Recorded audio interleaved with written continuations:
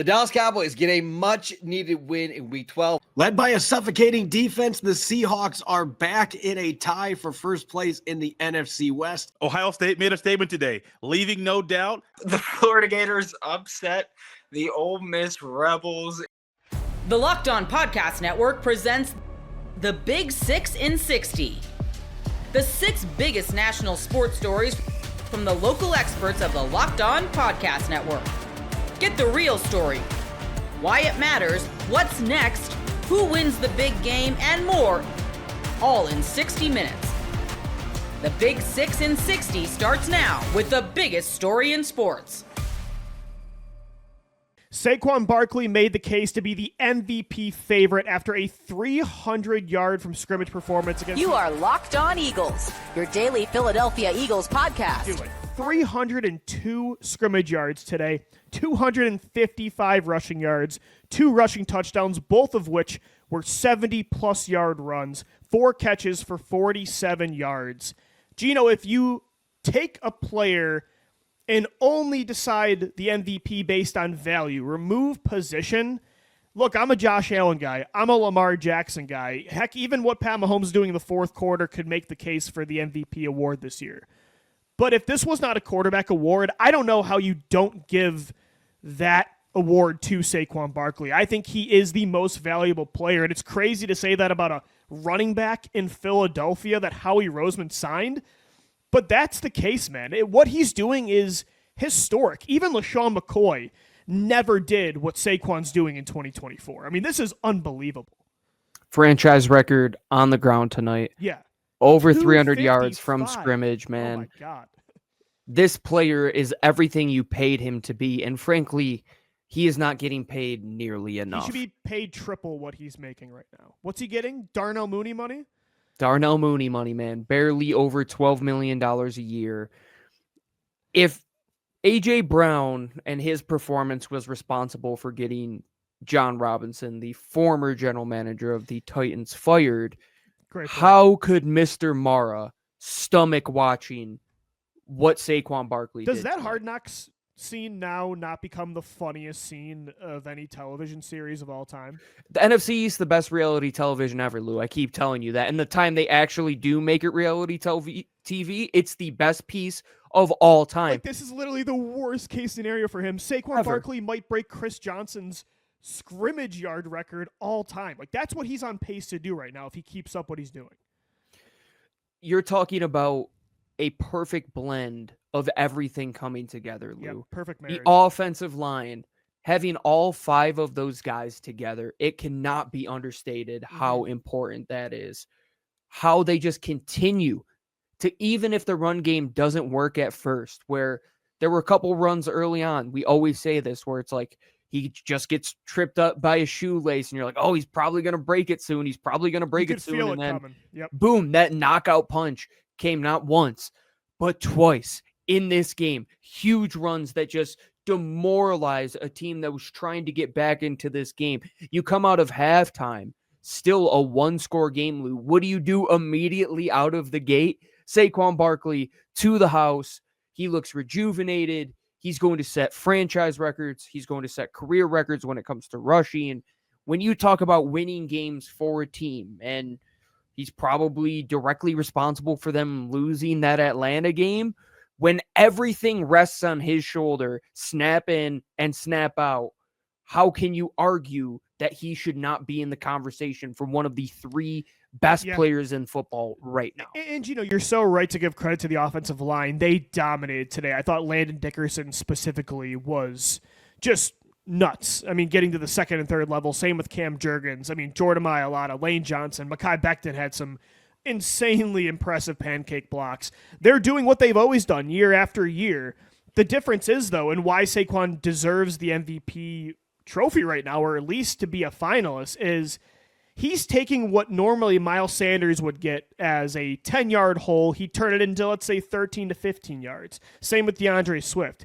Saquon every single week is turning those plays into 30-plus yard plays. Heck, 50-plus yard plays. No, today it was 2 70-plus yard plays. Like, he is taking the meat off the bones completely. He's destroying the bone at this point. I mean, when you have to worry about, like, already you have to worry about A.J. Brown, Devontae Smith, and Dallas Goedert beating you downfield. When now you have to worry about a running back doing what Deshaun Jackson used to do.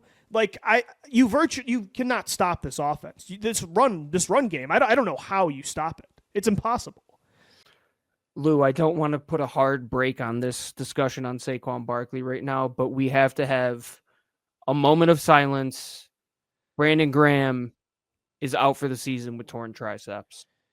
That news just got broken? In the locker room as we are talking right now. He had the best game of the season tonight, too. That sucks. He was having a career year, man. Like a career year for a guy who I don't think he's going to retire now. Like, he's got to come back for another year. But, man, that stinks at a position where you already were, you're down a guy in Bryce Huff. Jalen Hunt is going to have to step up in a big way. That sucks. Like, that's not great. Yeah, out of all the guys, like that's unfortunate, but hopefully it's a rallying cry. But oh man, Bryce Huff injured too. The Eagles are going to be pretty thin right now. Dude, he played so good tonight. That was like sucks. A vintage prime BG performance, man. I mean, had that sack in the first half. He led the team in pressures. Damn it, that sucks. That's a big blow. Because, outside of Saquon Barkley, why the Eagles won this football game today was the defensive line. After the first two drives the Rams had, they had a lot of success. It was shaky. The Eagles' defensive line took over this football game. BG really set the tone, and I think that's what gave the Eagles the lead. That's a really massive blow, and it stinks that it shouldn't be at this point where he's 36 years old and you need him this bad, but you did. Like, let's call a spade a spade. With Bryce Huff down, you needed BG, especially the guy you got tonight. So that's a huge blow. All right, let's step back into tonight because we got to focus on what did happen because there is a lot of good, and we'll get into that discussion with the rest of the episodes that we have this week for sure. How do you replace him? I think you're going to probably replace him with all of the guys that you have now. You're going to get Milton Williams more snaps. You're going to get Thomas Booker more snaps. You're going to see more Jalen Hunt out there. It's going to be tough to replace it. But if the guys are getting after the quarterback the way they did tonight, Lou, Matthew Stafford on the ground 5 times, a huge strip sack from Jalen Carter blowing up another double team, just Milton Williams being perfect on the stunt to get to the quarterback. The defensive backs played excellent tonight. The rough spot was when Isaiah Rodgers came into the game and they weren't getting Quinyon Mitchell on Puka Nacua to shadow him, and he was the guy that was killing you all night long. But outside of the first drive, Lou, and garbage time, the Rams scored 6 points in the middle portion. Oh, yeah. No, and early on it looked like this might have to be a shootout because Sean McVay was cooking. And, like we talked about a lot during the week, like this is going to be a fun matchup between Quinyon Mitchell, Cooper DeJean, Darius Slay, going up against Cooper Kupp and, Puka Nacua. But the way to beat a Sean McVay, Matt Stafford offense, you have to let your defensive line, like they need to be the reason you're winning. They need to disrupt, because if you're not getting pressure consistently in the backfield and Stafford's clean, McVay can start to get creative.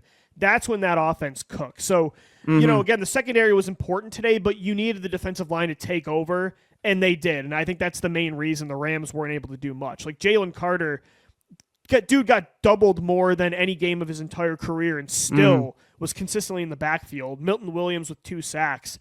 It was the edge guys, though, that were great. I mean, again, BG and Josh Sweat, like, they were at Stafford almost on the regular, like, from the second quarter on. So I think outside of Saquon Barkley, that defensive line, you won because of them today. Oh, dude, that's without something normally a doubt, man. It's been the secondary carrying you a lot, but today I really think it was the pass rush. And Vic Fangio is just in his bag lately, dude. In a game where you said it perfectly, Lou. I thought the same thing, that the Rams are marching down the field and it's bad, you get that turnover on the first drive. It looked like they were going to at least get 3 points being close to the red zone there. You were able to get that turnover, go down and score some points, but then they get the ball back again, move down the field with ease there. But then Vic Fangio changed some things around. He presented some heavier looks up front, Lou. I think that's really what helped them out. They were able to stop the run a little bit better. It allowed them to get to Matthew Stafford a bit more. Josh Sweat was really good hitting home. They started to flow to the run a lot better. Nakobe Dean is a freak coming downhill, man. Like, that's where he excels. Great Zach Vaughn, another huge game, another big spot where he makes a play on Puka Nacua late in the game. Cooper DeJean is Cooper Kupp's sleep paralysis demon after this game, dude. Gino, and the only guy that really struggled was whichever corner was on the opposite side of Quinyon. Darius Slay had a rough game, got injured again, and then they picked on Isaiah Rodgers. I thought that was a garbage defensive pass interference call, but Rodgers, like, they picked on him for a reason. He didn't have the best game, although he did force a fumble on that first drive. So Puka's a good player, man. Like, yeah, he had some tough catches, and corner.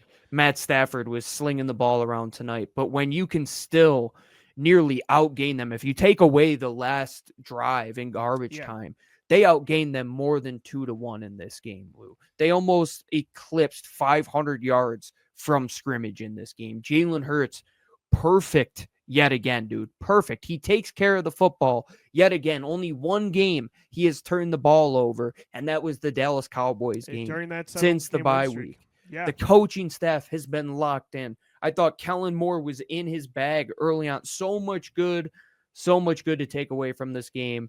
A big broken heart for number 55, man. You got to play the rest of the season for 55. It's all dedicated to him. If this is going to be the way he goes out, at least give him one more ride to go down with the ship, man. Yeah, I'm about to cry saying I that. know That's that because of what he did tonight. I mean, dude, that was one of his best games I think I've ever seen him play in his career. Yes, without a doubt. That tugs on the heartstrings for sure, and that's a big loss. The Eagles again, they really need him the rest of the way. So Jalix Hunt's gonna have to step up. Nolan Smith, Josh Sweat, and then when Bryce Huff comes back, hopefully in a few weeks. Sign somebody too at this point. I don't know. To sign somebody. I'm not sure what the move is. Game Time has a new feature called Game Time Picks that makes getting tickets for your favorite live events even easier. Game Time Picks filters out the fluff to show you only incredible deals on great seats, so you don't have to waste time searching through thousands of tickets. Curation makes it easier to save on sports, concerts, comedy, theater, and more near you. You can take the guesswork out of buying tickets with Game Time. Download the Game Time app, create an account, and use code LOCKEDON for $20 off your first ticket purchase. Terms apply. Again, create an account and redeem code LOCKEDON for $20 off. Download Game Time today. What time is it? Game Time. The Dallas Cowboys get a much-needed win in Week 12. You are Locked On Cowboys, your daily Dallas Cowboys podcast. For the first time since Week 5, when they beat Pittsburgh, and it's not just because of the win, right? This was the first time that I felt proud of the Cowboys to be a Cowboy fan. Yeah. And that's not to say that we're not Cowboy fans, but this I watched this game and there was part of me that was like a little touched, like, hey, this team is fighting. I have a couple different TVs in my living room, so I've got games on all the time. I watched the Giants just lay down against Tampa Bay at home. Yeah. I've seen some other teams in the NFL, like New England, they're not even competing at all against Miami. The Cowboys, with their top 5 players in terms of their cap hits, were out today. It doesn't include Tyler Smith, doesn't include Jake Ferguson. Went on the road and won a game that nobody thought they could win. I think you have to feel proud about this team.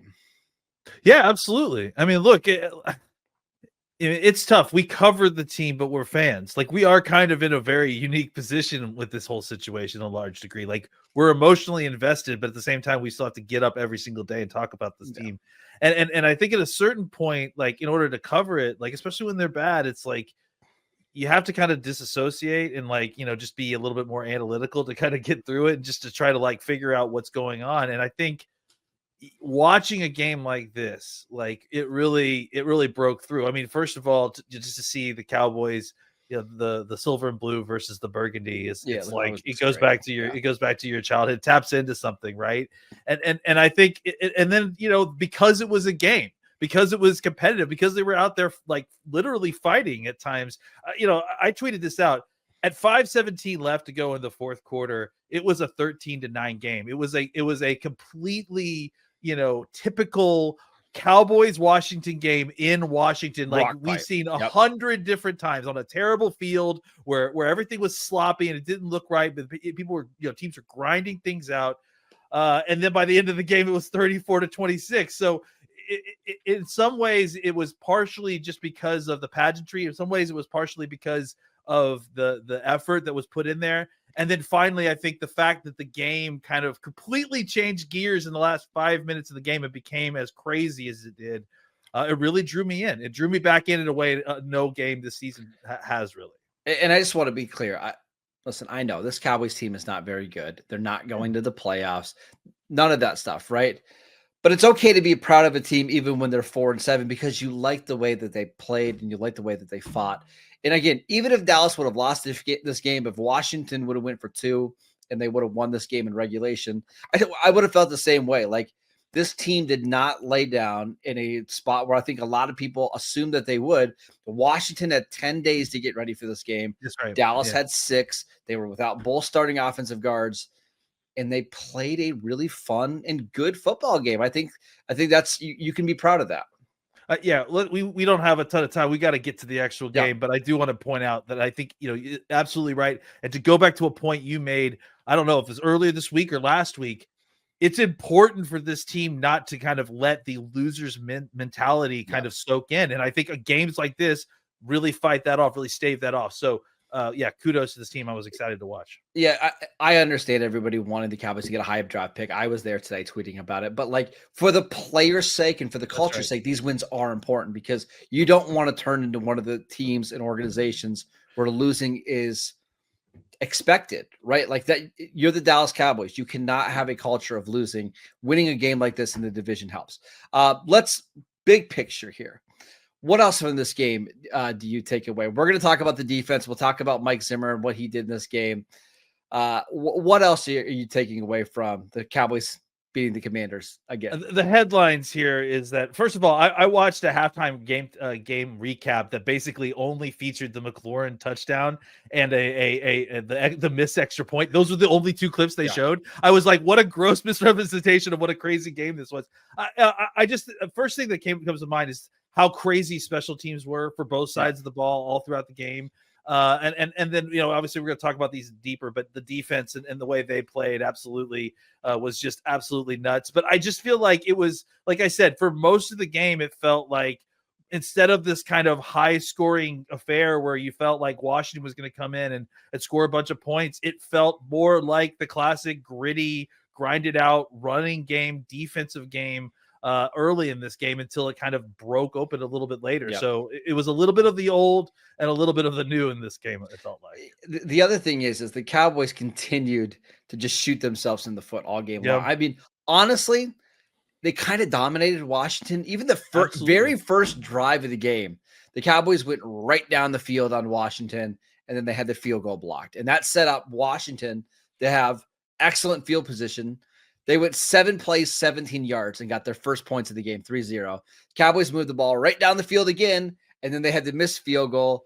Washington did nothing on offense their next drive, and then the Cowboys had a fumble. So if you're counting block kicks and missed field goals as turnovers, the Cowboys had turnovers in their first 3 possessions of this game, and they were still dominating this team going into the fourth quarter. I have to tell you the truth. Even at the point, like when there's 5 minutes left to go in this game and it was 13-9, like I mentioned, at that point, I still wasn't sure that the Cowboys were going to win this game. I just felt like, that they were just at some point, Washington was just going to break through with against the Cowboys defense. And this is all just to say that, like, it felt like for most of the game, the Cowboys offense was the most efficient offense on the field by far, way more so than the Washington offense. You just felt like at some point Washington's offense was going to break through, and it just didn't happen until way late in the game. And at the point where the Cowboys actually, it wasn't until the Cowboys actually got up by 2 scores that Washington's offense felt like it even came alive. So I would say despite the fact that they did basically turn the ball over for their first 3 drives of the game, it's even though that was happening, it still felt like the Cowboys offense was the more efficient of the two offenses in this game. Yeah. And before we go to talk about the Cowboys defense, we have to talk about Kevontae Turpin, who seems like every week now he's just making a big play. I mean, he had the long touchdown last week on the Cowboys' only touchdown drive of the game. Right. This game, 4 returns for 180 yards and a touchdown. One of the best kick returns you'll see since, I don't know, Woody Dantzler had one against the 49ers in the early 2000s. It was unbelievable once he gets into open field. Kevontae Turpin proving to be pretty big weapon for this team whenever he gets the ball. Yeah, I mean, like, I don't know. It almost felt like he kind of muffed the kick on purpose just to kind of draw people in. And the way he just kind of one-handed and it turned around and it felt like he knew exactly that he was going to go one way, spin back the other way, and then find the seam and go up the field.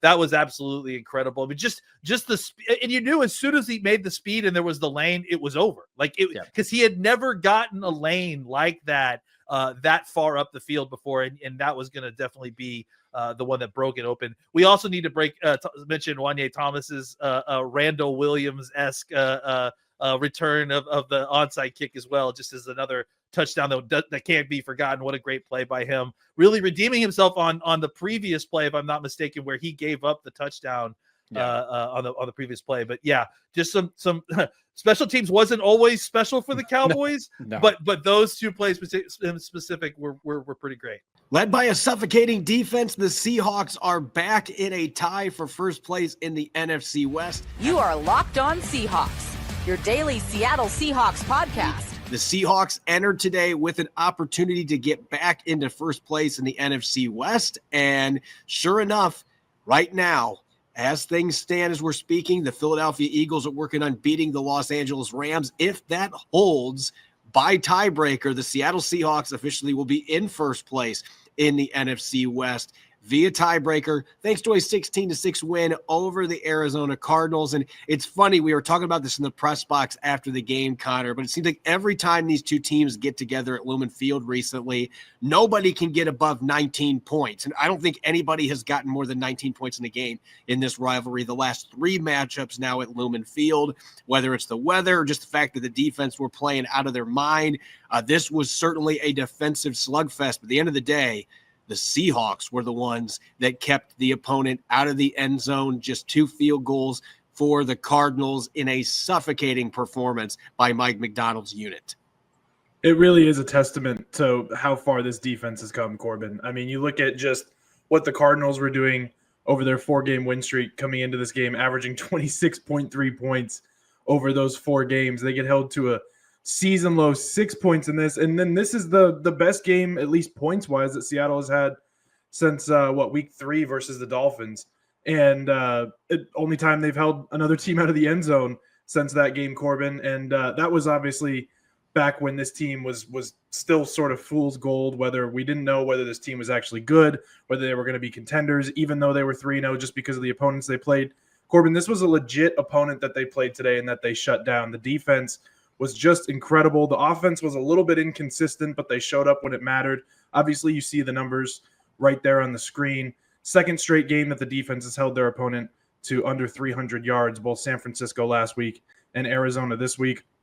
Just really stout, and it seems like this defense, Corbin, is starting to become what Mike McDonald expected it to be, especially just with the team pass rush, all rushing together. You have Leonard Williams. We're going to get to Leonard Williams, Corbin, but Leonard Williams just by far, I think, his best game as a Seahawk, and he said so after the game. Kobe Bryant coming out of nowhere, continuing his run, especially in a starting role, looking incredible. Devin Witherspoon obviously spurring that play that allowed Kobe Bryant to get the pick 6. Just some serious standout performances by the defense today, Corbin, and I think it was a real great team effort for the Seahawks today. It was a great team effort, but as you mentioned, Leonard Williams was really the one that stood out. But I thought it was interesting listening to him in the post-game press conference talking about there was just kind of this mentality going into today's game, the way that he woke up that told him the Seahawks defense was going to play well. He was going to play well. Take a listen to this quick clip from the post-game press conference. Yeah, I think that definitely was my most dominant game since being a part of the Seahawks. And, it was interesting because I woke up this morning just with a great feeling and Pretty much everyone I approached before the game, I was just like, I got a good feeling about this game. And it wasn't directed towards my personal success. It was directed towards like the team success. I just had a great feeling about it. But I just had great energy out there too. Just had a great feeling about it. And look, it ended up being right. Maybe we can call him a prophet, but considering how things went this week with the power outages and all the adversity that could have been thrown Seattle's way this week, preparing for one of the best offenses, at least as of late. The Cardinals have been red hot on offense, 3 straight games with 28 or more points. They did not let any of those issues become distractions or impact the game planning. And look, there's a lot of different avenues we can go here, but I will say this time and time again. The great defenses in the NFL, they find a way to consistently stop the run. And we know how much of an issue that was for the Seahawks earlier this year. And that renaissance since Ernest Jones came in, since Tyrese Knight became the starter a few weeks ago, some of the moves that have been made personnel-wise, that continued today. And James Conner, prior to today, we talked all this week about his ability to break tackles and create yardage after contact. And I think he's a fantastic running back, but he literally could not get anything going today. His career low with the Cardinals since joining their team in 2021 was 17 rushing yards in the game. He had 8 today. I repeat, 8 rushing yards in this game. He barely averaged over a yard per carry in this football game. The Seahawks just shut him down. He was not able to get anything going. Kyler Murray only had 2 carries for 9 yards. And one of the times that he was thinking about trying to take off on 4th down, a certain corner by the name of Devin Witherspoon cut him off in pursuit. And next thing you know, he lofts the ball over the top of Michael Wilson's head. Kobe Bryant picks it off and returns it 69 yards for a touchdown. I just felt like the run defense is really what set everything in motion here, because Arizona had a top 5 rushing attack coming into this game, and they were rendered basically completely ineffective in this game.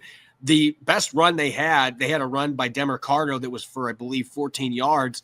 But otherwise, they didn't have another run that went for more than 7 in this entire game. Seattle just shut them down. They made him one-dimensional, and Kyler Murray just couldn't get the job done with all the weight being put on his shoulders and the way that the pass rush was getting after him up front. Yeah, you mentioned it, Corbin. Not only did Connor have a horrible day, but him and Trey Benson combined only picked up 26 yards on 11 carries. The only thing that actually bolstered the running back performances was that run by Amari DiMercado, like you mentioned, the 14-yard run that they had. And it just, again, like we talked about before this, Corbin, this run defense has been evolving ever since Ernest Jones showed up and put on a Seahawks uniform. And today, only allowing 49 rushing yards, that's the season best for the Seahawks this year. It just keeps getting better and better. It doesn't really matter who they're facing.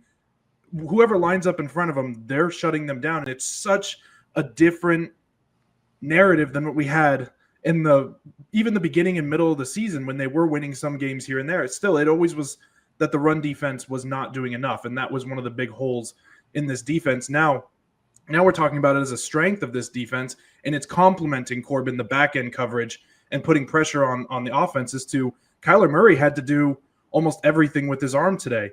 And when that's forced, Kyler Murray is a great player. He's a great player both with his legs, with his arm. But when they force Arizona to get away from their identity, become a one-dimensional team, and have to throw the football every time, you get plays like what Devin Witherspoon crashing down on that 4th down and forcing a terrible throw that goes right into the arms of Kobe Bryant. That's right. That's just football 101. And that's what was wrong with the Seahawks for much of this season. And not that it's been completely ironed out, but their offense being one-dimensional has made it hard to win games at times, Corbin. And I think that they flipped that completely on its head and threw it right back at Arizona today. Yeah, every time that the Cardinals seemed like they had momentum going, I mean, Trey McBride had a great game, over 120 receiving yards from the tight end. But every time it seemed like Arizona was going to get something going, Seattle, the bend but not break moniker that Arizona had lived by, Seattle was the team that did that. I mean, there were a couple of times Arizona got down inside the 10-yard line and they could not cash in, and they were stuck with field goals. And so this defense, not being able to run the ball certainly hurt them there, but they weren't able to complete passes once they got down there inside the 10. And You mentioned the secondary. This is the other stat that jumps out to me. Away from Trey McBride, it almost felt like the Cardinals or the Seahawks were saying, look, we're going to let McBride's going to make some of his plays. We're going to obviously not just completely let him just do whatever he wants, but he's going to be the guy that maybe makes some plays for him. But we're going to try to take away Marvin Harrison. Harrison, for the most part, had a quiet game. Michael Wilson, aside from one spectacular catch, he was pretty darn quiet in this game. They gave up 110 total yards receiving to receivers for the Cardinals. When you do that, you have a pick six and you hold the opponent to under 50 rushing yards. Yeah, you're going to have a lot of success when you check off all those boxes. They got to Kyler Murray frequently. Leonard Williams leading that chart. They had 5 sacks on Murray in this game. It felt like everything they needed to do to shut down this Cardinals offense, they were able to get it done. And so this is a huge win for the team because Arizona's been as good as anybody the last month this season. This offense has been fantastic, and that did not look to be the case today. The Seahawks finally playing to their home field advantage and really had a splendid performance, maybe the best performance on defense that we have seen from them this year, keeping the Cardinals out of the end zone. And if things hold up, right now the Rams are losing by 16 to the Eagles. If that score holds, the Seahawks will be in first place. Game Time has a new feature called Game Time Picks that makes getting tickets for your favorite live events even easier. Game Time Picks filters out the fluff to show you only incredible deals on great seats, so you don't have to waste time searching through thousands of tickets. Curation makes it easier to save on sports, concerts, comedy, theater, and more near you. You can take the guesswork out of buying tickets with Game Time. Download the Game Time app, create an account, and use code LOCKEDON for $20 off your first ticket purchase. Terms apply. Again, create an account and redeem code LOCKEDON for $20 off. Download Game Time today. What time is it? Game Time. Ohio State made a statement today, leaving no doubt. You are Locked On Buckeyes, your daily podcast on the Ohio State Buckeyes. Part of the Locked On Podcast Network, your team every day. Ryan Day made a comment post-game, and it was his message all week long that the Buckeyes needed to leave no doubt during this game today. That's exactly what they did. They just dismantled the Indiana Hoosiers in a way that I didn't think they were going to be able to do. Now, the final score is going to be 38-15. 2 touchdowns by the Hoosiers, one their first drive, one in the latter part of the fourth quarter. And so you know that there was some scoring that Indiana could do. But between that first drive and the last scoring drive the Hoosiers had, the Buckeyes did a lot of good things defensively. We heard all week the back shoulder throws is Curtis Rourke's sweet spot. Couldn't really get those going. The rushing game, Hoosiers had a little bit of success there, probably more success than many of us thought they were going to. But at the end of the day, they were still held under 100 rushing yards. We knew in this game, Ohio State absolutely needed to win the rushing battle. Now, the Buckeyes didn't have the greatest day on the ground. Now, the Hoosiers' rush defense is one of the best in the country, but Ohio State still eclipsed the normal per-game average that the Hoosiers' rush defense has. The Buckeyes ran for 115 yards during this game, 4 yards a pop. Will Howard is a gamer. Curtis Rourke struggled in a way that he hadn't struggled all year, only threw for 68 passing yards. And in a top 5 matchup, you want to show everybody that there is no doubt that you are the better team. You are clearly not just the more talented, you have the better scheme, and you are doing things in such a big way that the other team can't have any comeback for what you're doing. We got that today from Ohio State. One thing that I have been wondering about Ohio State for this game was if they were going to win the battle in the trenches. And I know I've said they had the guys to do it, but sometimes having the guys to do it doesn't mean you're going to get it done. But Ohio State offensively, on the offensive line with Hinsman back at center and Austin Serveld back at the starting left guard spot, what we saw today was Ohio State had the guys on both sides of the ball to get the job done, to dismantle the Hoosiers. You had the Buckeyes offensive line rushing the ball, gaining a lot of confidence early in this game, and that sustained them throughout the rest of the game as far as the O-line confidence. Passing the ball, Will Howard completed the first 14 passes of his career during this game, got a lot of things right. Also, defensively, I don't have the numbers right in front of me, but they got a lot of pressure on Curtis Rourke, and that was one of our keys to the game. The Buckeyes want to win this game. They must get pressure on Curtis Rourke, and they did that today. We knew Ohio State had the guys to do the things that they did today, but it's a whole lot more fun and enjoyable to actually see them doing what we believe they can do. And going forward for Ohio State, piggybacking off of this game, next week's the Michigan game. I'm not even going to try to bury it and wait till the end of the show to talk about it. Next week's the Michigan game. Let's say Ohio State won this game and they did not play like they did today. There's still lots of areas for Ohio State to pick up and to improve on. Don't get me wrong. This was not a game where Ohio State dominated and they were perfect. This wasn't a perfect game from Ohio State. The ball bounced their way. There were a couple forced fumbles. Lathan Ransom came in like a missile and homie smacked that ball right there. I'm like, do you practice? You got to practice punching the ball like that, because he came in and it was like that was somebody's face and he was in a fight, and all he had to do was hit that guy's face, and Lathan Ransom hit him square in that dude's jaw, but the jaw was a ball. Ball popped out. There's so many good things about this game, man. I'm not here to nitpick, more celebrate that Ohio State won their second top 5 matchup of the season. All the questions about Ryan Day, all the questions about Ohio State, are they tough? Are their defense going to be able to stand up and fix and handle Curtis Rourke's back shoulder throws? Offensively, with the new look on the offensive line, is that going to be a strength for Ohio State during this game, or is that going to be a major negative, a major moment of concern for the Ohio State in this game? Whatever it is, we are all looking at Ohio State in this game and realizing in a top 5 matchup, if you hold the opposing quarterback to under 100 passing yards, hold the opposing team to under 100 rushing yards, hold the opposition to only 151 total yards, you're probably going to win the game. And so Ohio State knew, all the people talking this week, Hoosiers are a great story.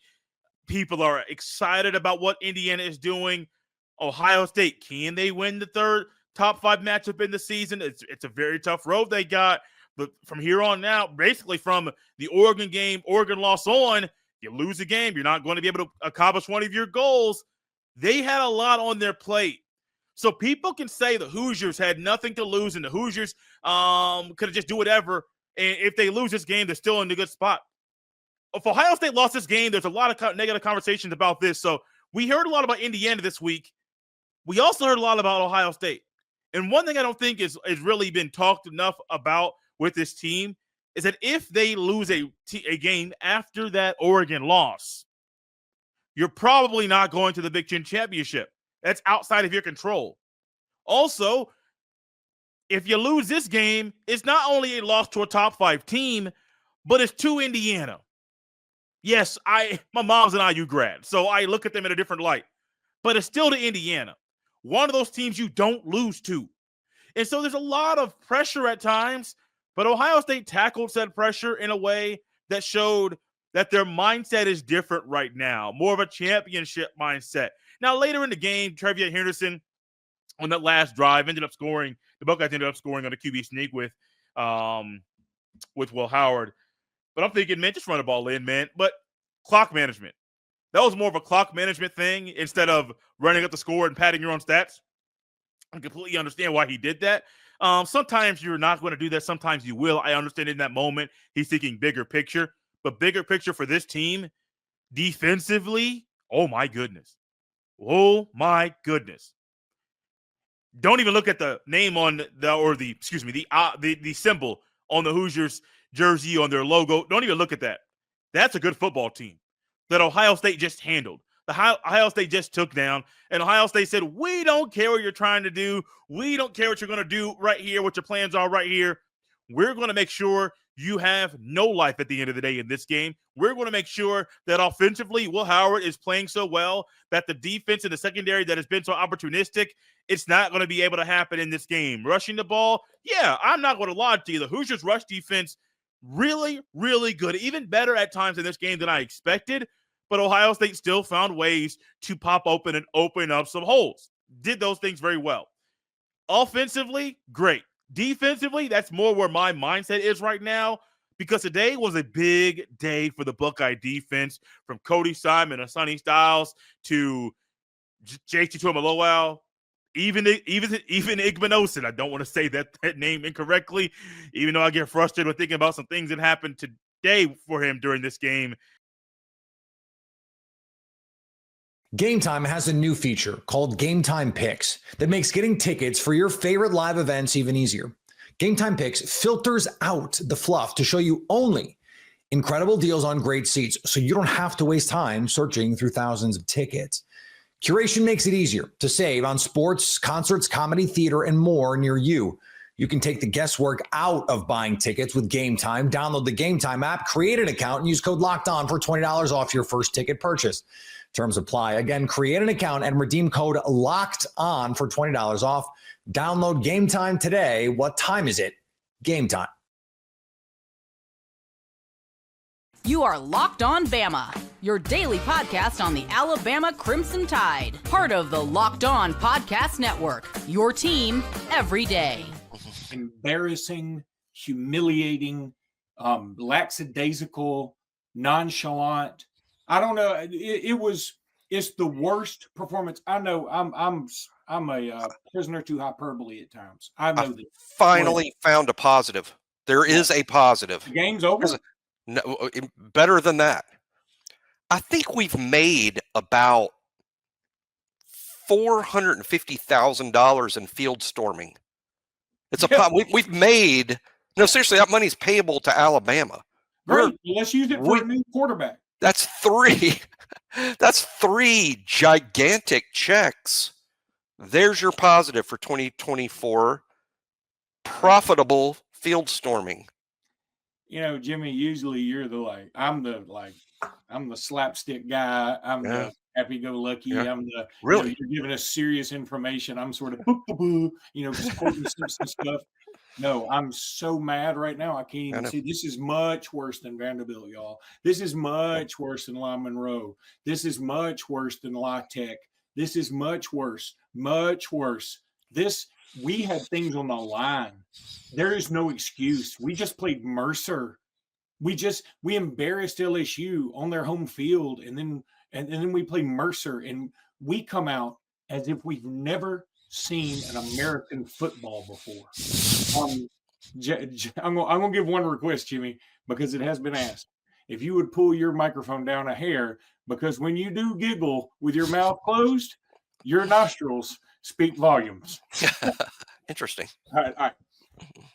I'm going to tell you, Jimmy, it's as bad a performance as Southern Miss was when they beat us 21-0 in Birmingham in 2000. It's worse than that, though, because that team had nothing to play for in the end. I would sit Jalen Milroe now, and I would not encourage him to come back. That's me. This is that bad of a performance to me. I've seen, the performance at Vanderbilt, I sort of brushed it aside. The performance at Tennessee, I sort of brushed it aside. I mean, I acknowledged it, but I sort of said, okay, let's give him a pass. This performance was so bad. And I'm not, everybody's at fault here. The offensive line stunk as bad as you can stink. But the quarterback play was so horrendous. It gave us no chance. We scored the first 3 points of the game. And then we didn't score again. Yeah, Jimmy, it's that you can't, there's nobody who can tell me it's definitely on Milroe 100%. And I am of the opinion I would have sat him in this game 100%. I can't believe he played the entire game because it was over if he's in there. And then Nick Sheridan, this is almost a fireable offense. Honest to God, how bad we played tonight against this team. In the history books, it'll be Oklahoma. In reality, this is not a team. This team had one win in the SEC, and that's because of a pick six against Auburn. And they drummed us, buried us, embarrassed us. No other way to say it. Yeah, it was historically bad. I think this is it would be tough for me to rank any Alabama loss, in terms of, worse than this, with as much as Alabama had on the line to lose that badly to a mediocre Oklahoma 5-5 team. It's as bad as it gets. I mean, I think, put this way, I mean, the dynasty is over. I mean, it's over. 100%. I mean, I've been slow to say that, but this is why. In 2020, that was Nick Saban's all-time best team. 2021, they played for the national championship and may have won it. They didn't have the injuries at wide receiver. 2022, they did miss a 14 playoff by one spot. They missed the 14 playoff by one spot and probably should have been in over that TCU team. 2023 made a 14 playoff, played the national champion to overtime. Dynasty wasn't over. Now it is. Now it is. This is now a complete rebuild, I guess I would say, in terms of like, for Kalen DeBoer to be successful at Alabama is going to take basically a rebuild from the ashes, and that's going to take a while. But no, Jalen Milroe was really, really bad tonight. That was terrible. But the but is this: he had no chance either. The offensive line was really bad. Elijah Pritchett may have graded out at 0. Elijah Pritchett never got. If he got his man blocked once, I didn't see it. It was bad. I was very upset we didn't make a change at right tackle because Formby's played some this year, has played okay at times. But we didn't make a change at right tackle, and Pritchett got Jalen Milroe hit every other snap. It was really bad. Proctor was bad. Jaden Roberts playing hurt was bad, but not as bad. Pritchett was F bad. Proctor was like D bad. The rest of the offensive line sort of C-ish. Brailsford, worst game that he's played this year too. The drops. We hadn't dropped balls like that all year. As bad as Milroe was, he wasn't helped. Jam Miller dropped a ball. Ryan Williams dropped a ball. CJ Dupree dropped 2 balls. One was a penalty. Jeremy lost a ball in the lights, which is hard to do on a low throw, but Jeremy clearly lost that ball in the lights. That's what he told everybody on the sidelines anyway. He couldn't see the ball. That was actually should have been caught. So Milroe didn't get any help from the receivers. It was a horrifically bad night for the offensive line. Didn't get any help from Nick Sheridan or his coaching staff. And I think Milroe is going to take the brunt of this, Luke, and that's fine. That he's going to take the brunt of it from you and take the brunt of it from a lot of people. That's fine because he earned a lot of that with his bad play. But it was an F for all of them. Defensively, an F. Oklahoma was completely one-dimensional, and they let that one dimension run right over them, and Oklahoma had done that to no one all season. No one. They did it to no one. Much better running quarterback played for Oklahoma with a terrible mustache. It was an F defensively. Kane Womack, F. Front 7, F. Everything, just a completely horrific performance in every facet, starting with Kalen DeBoer and going all the way down. I know Jalen is going to get most of it from the fans, but it needs to go to all of it because all of it was terrible. True. When the one positive is we made some more money from a field storming, it's really, truly terrible. True, Jimmy. True. You're absolutely right. But see, when the quarterback also has taken all the glory when we've done well, and a lot of it was because of him, then I'm sorry, you're going to get the negativity too.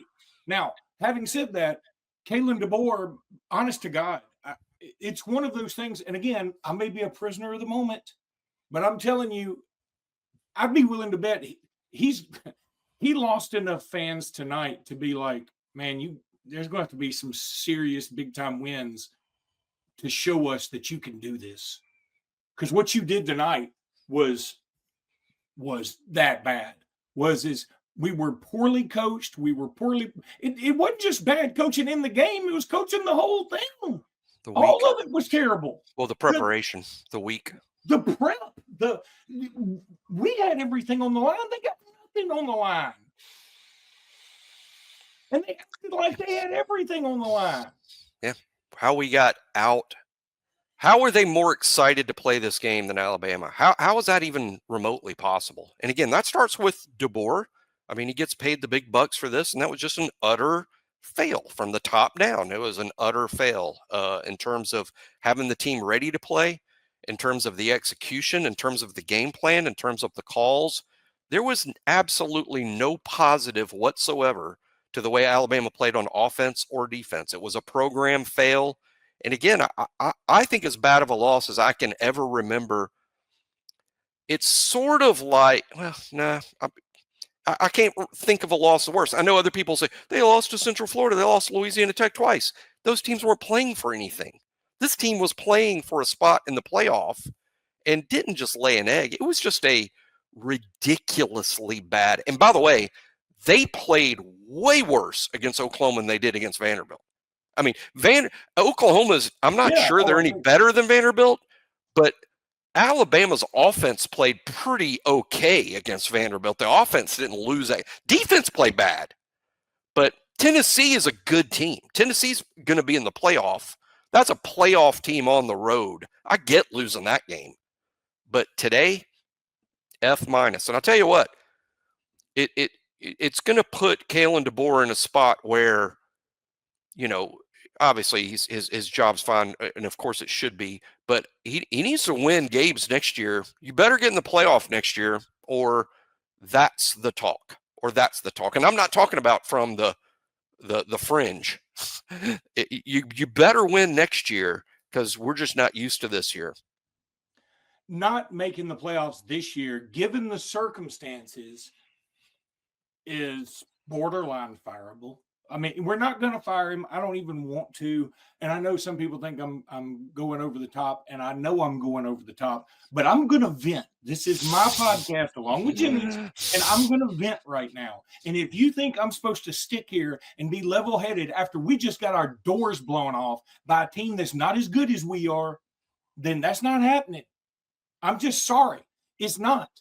And I'm telling you, this was as bad as it can possibly go. Game Time has a new feature called Game Time Picks that makes getting tickets for your favorite live events even easier. Game Time Picks filters out the fluff to show you only incredible deals on great seats, so you don't have to waste time searching through thousands of tickets. Curation makes it easier to save on sports, concerts, comedy, theater, and more near you. You can take the guesswork out of buying tickets with Game Time. Download the Game Time app, create an account, and use code LOCKEDON for $20 off your first ticket purchase. Terms apply. Again, create an account and redeem code LOCKEDON for $20 off. Download Game Time today. What time is it? Game Time.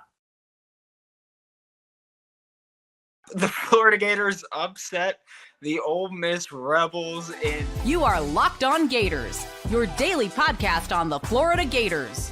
We are doing this from my phone, from a cabin, so we may drop at some point. I apologize if there was anything going wrong with this show at any point, but I feel like with the win and just the magnitude of that, we kind of had to go live, right? I don't think anybody faults us for going live.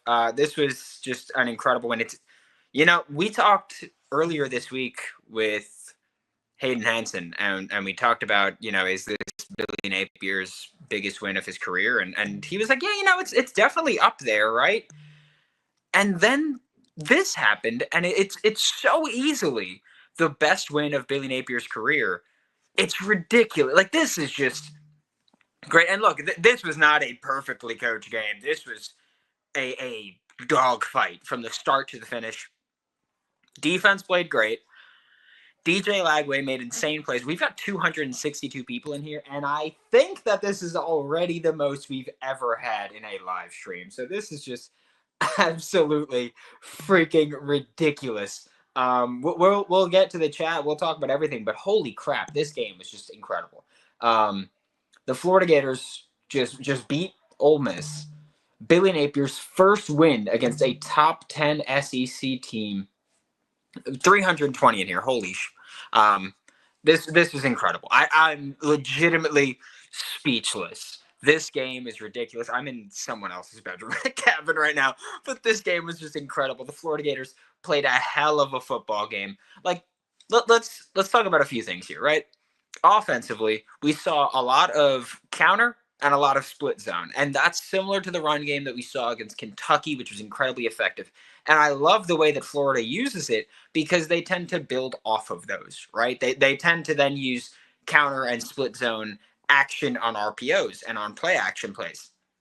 And it's incredible.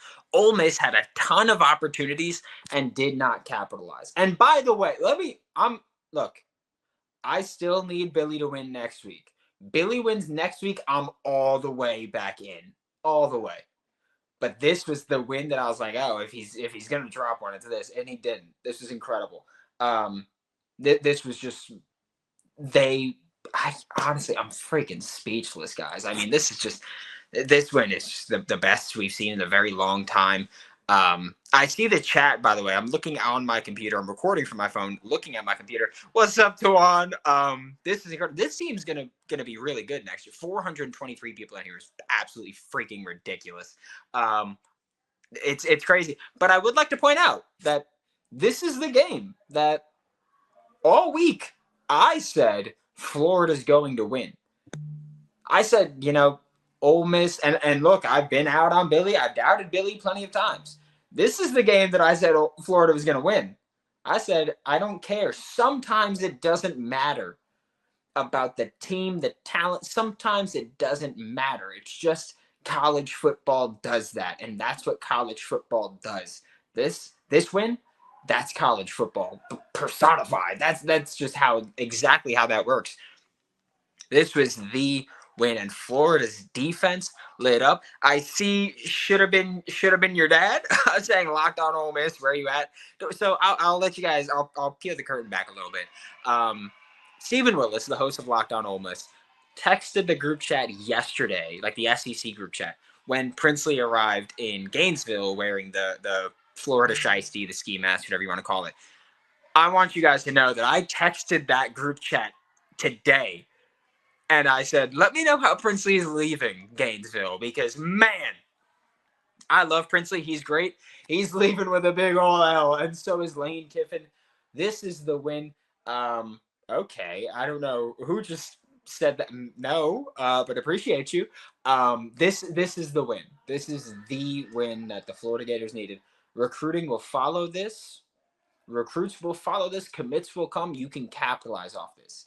This is LSU last week was a big win, but LSU was on quit watch.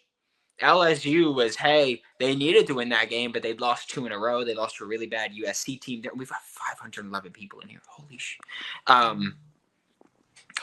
That's just ridiculous. But this is it. All of ESPN picked Ole Miss. I was watching that. I was watching it with a friend of mine who has now adopted Ole Miss literally right before the game. So they have never won a game when he's been a fan. But I couldn't believe it. Ray Graves, GOAT. Go Gators. Love it. Don't deny me, Brendan. We've stopped people's seasons. It's time for I don't even know who you are, but I love you now. This is crazy. But Florida, they went out there and they played a damn good football game. Right? And the beginning of the game was pretty frustrating when you look at they were playing really off coverage. And it was kind of frustrating at times. But Florida's pass rush was great early, great late. Spotty in the middle, but great early, great late. Caleb Banks putting out just NFL film on a weekly basis at this point. I'd still say he was the second best D tackle in this game. Walter Nolan was wrecking stuff on his own. But this was just incredible. JJ Pegwest, by the way, the Ole Miss defensive tackle that comes in to play running back or Wildcat QB, whatever the hell you want to call it. He never got stopped on a conversion before this game. And Florida stopped him 3 times? And it was crazy to me because it was the linebackers. It was Miles Graham going up against JJ Pegwest, a defensive tackle, and Miles Graham was winning. That was ridiculous. It was bonkers. This game was just crazy. This is easily the best win of Billy Napier's career. At Florida or otherwise. DJ Lagway showed up when he needed to. He made a few great plays, had a couple not so great throws. But he had a few great throws in the first half that were